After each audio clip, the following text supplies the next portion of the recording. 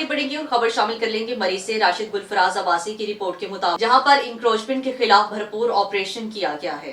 तहसील municipal office TMA Abbottabad Shakeel Hayat की हदायत पर इन्फोर्समेंट स्टाफ की जानिब से नथिया गली में इंक्रोचमेंट के खिलाफ भरपूर ऑपरेशन किया गया।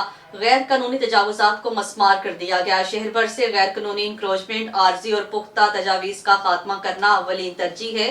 तमाम अफराद जिनको TMA की जानिब से बजरिया नोटिस अपनी पुख्ता तजावुजात हटाने का हुक्म दिया गया है, इनको इत्तला दी जाती मुकर्ररा वक्त के अंदर अपनी तजावुजात को खुद खत्म कर दें, दीगर इनके खिलाफ कानूनी कार्रवाई अमल में लाई जाएगी।